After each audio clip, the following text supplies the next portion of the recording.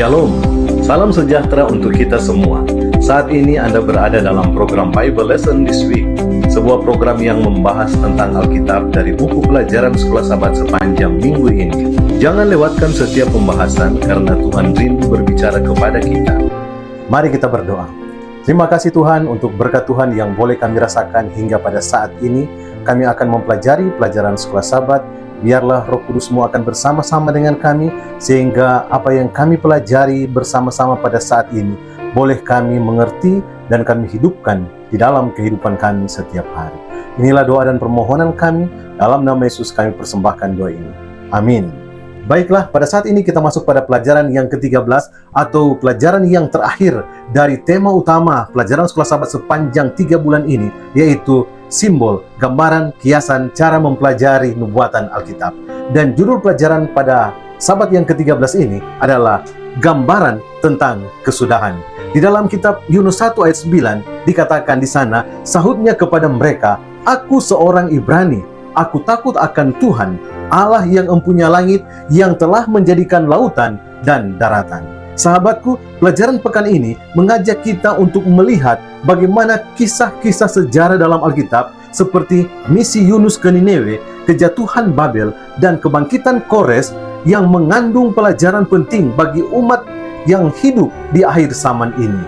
Kisah-kisah ini tidak hanya menggambarkan tindakan Allah dalam sejarah, tetapi juga menyampaikan prinsip-prinsip rohani yang relevan dengan kebenaran saat ini. Namun, kita diingatkan agar tidak menafsirkan setiap detail cerita secara berlebihan, melainkan mencari tema dan prinsip utama yang dapat memperkuat iman serta memperjelas pemahaman kita tentang misi dan panggilan Tuhan bagi umatnya di masa kini. Tuhan yang disembah Yunus, pencipta langit, laut, dan darat, adalah Tuhan yang sama yang memimpin umatnya hari ini menuju keselamatan. Saat ini kita masuk pada pelajaran hari Minggu, tanggal 22 Juni 2025, yang judulnya adalah Nabi yang Enggan. Sahabatku, ada 3 poin yang bisa kita ambil dalam pelajaran pada hari ini.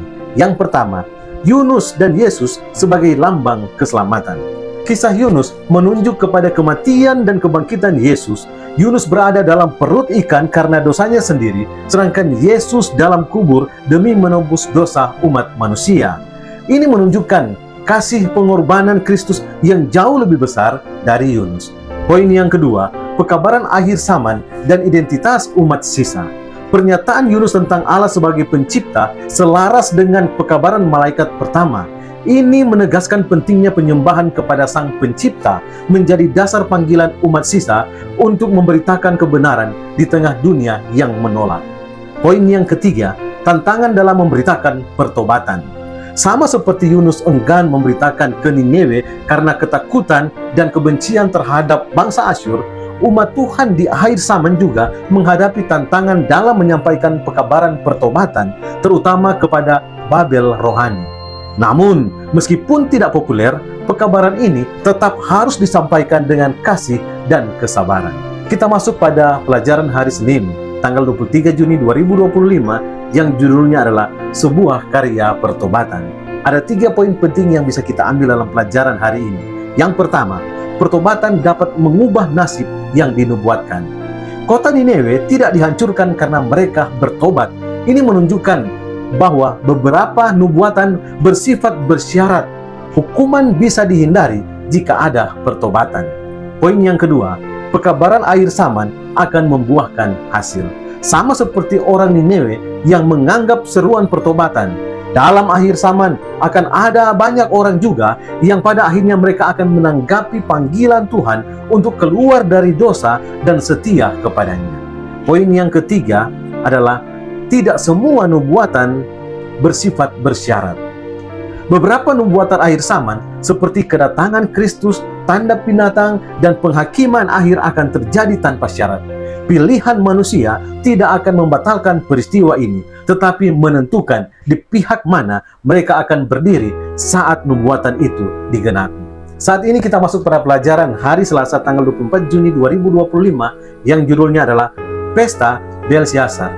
Ada 3 poin penting yang bisa kita ambil pada pelajaran hari ini. Yang pertama, Belsyazar gagal belajar dari sejarah. Meskipun mengetahui kisah pertobatan dan pemulihan Nebukadnezar, Belsyazar tidak merendahkan diri.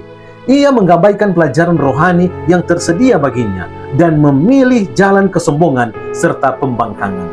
Yang kedua, kesombongan membawa kejatuhan. Dengan menghina Allah melalui penggunaan bejana suci secara tidak hormat, Belsyazar menunjukkan penolakan terang-terangan terhadap Tuhan. Tindakannya ini merupakan simbol pembangkangan terhadap kuasa Allah dan menjadi penyebab langsung kejatuhannya. Poin yang ketiga, pilihan hati menentukan nasib akhir. Di akhir zaman, seperti halnya Belsyazar, orang-orang akan memiliki akses pada kebenaran. Namun, respons mereka tidak semata berdasarkan pada pengetahuan, melainkan pada kondisi hati. Apakah tunduk kepada Allah atau menolaknya? Kita masuk pada pelajaran hari Rabu, tanggal 25 Juni 2025, yang judulnya adalah Pengeringan Sungai Efrat. Sahabatku, ada 3 poin penting yang bisa kita ambil dalam pelajaran hari ini.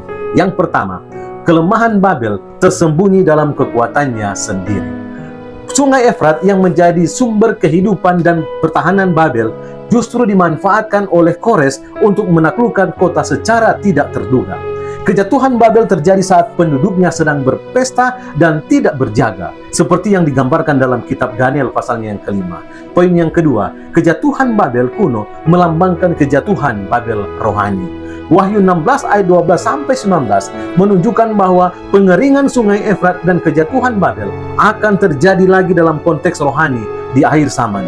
Sejarah ini menjadi peringatan akan nasib dunia yang menolak Tuhan dan hidup dalam kesenangan duniawi. Poin yang ketiga, Yesus menasihati untuk selalu berjaga dan berpakaian rohani. Dalam Wahyu 16 ayat 15 dan Matius 24 ayat 42-43, umat Tuhan diingatkan untuk berjaga-jaga dan tidak berjalan telanjang. Artinya, tidak lalai secara rohani. Dunia akan terkejut bukan karena kurang informasi, tetapi karena menolak mempercayai firman dan nubuatan Allah. Kita masuk pada pelajaran hari Kamis tanggal 26 Juni 2025. Judulnya adalah Kores yang diurapi. Ada 3 poin penting yang bisa kita ambil pada pelajaran hari ini. Yang pertama, Kores sebagai simbol pembebasan umat Tuhan. Kores, Raja Persia, dipakai Tuhan untuk membebaskan bangsa Israel dari penawanan dan mengizinkan pembangunan kembali bait suci. Dalam nubuatan, ia menjadi gambaran atau tipe dari Kristus yang akan datang untuk membebaskan umatnya dari Babel rohani pada akhir zaman. Poin yang kedua, Kores sebagai gambaran kedatangan Kristus.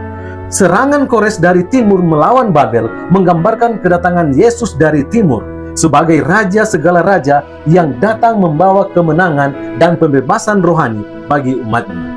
Kores disebut yang diurapi Tuhan sesuai dengan Yesaya 45 ayat yang pertama, menunjuk kepada peran Kristus sebagai Mesias sejati.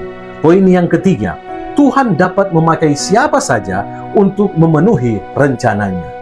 Kores, walaupun seorang raja kafir, dipakai Tuhan untuk menggenapi nubuatan dan mempersiapkan jalan bagi kedatangan Yesus pertama kali.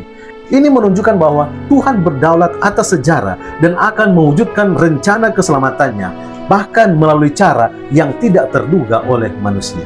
Saat ini kita masuk pada pelajaran hari Jumat, tanggal 27 Juni 2025, yang juga merupakan kesimpulan dari pelajaran sepanjang minggu ini.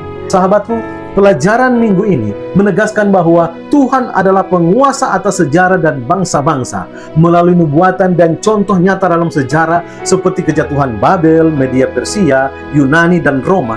Terlihat bahwa setiap bangsa diberi kesempatan untuk memenuhi rencana Allah.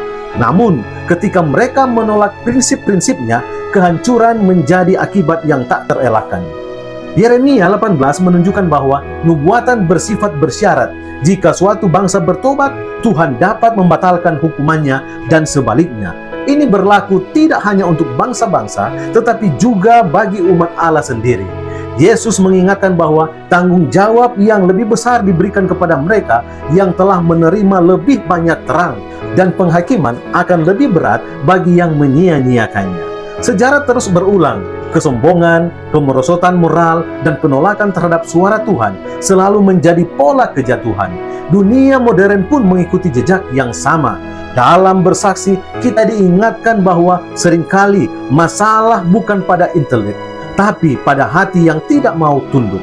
Maka pendekatan yang penuh kasih, kesabaran, dan keteladanan menjadi sangat penting dalam memenangkan jiwa. Mari kita berdoa. Terima kasih Tuhan, oleh karena kesempatan yang Engkau berikan bagi kami untuk mempelajari pelajaran Sekolah Sabat. Kami yakin Roh Kudus-Mu boleh bersama-sama dengan kami, sehingga apa yang telah kami pelajari bersama boleh kami mengerti dan boleh kami hidupkan di dalam kehidupan kami. Inilah doa dan permohonan kami Tuhan. Dalam nama Yesus kami persembahkan doa ini. Amin. Demikianlah pelajaran Sekolah Sabat sudah selesai, dan minggu depan kita akan masuk pada tema pelajaran Sekolah Sabat yang baru. Semoga Tuhan memberkati kita semua. Shalom.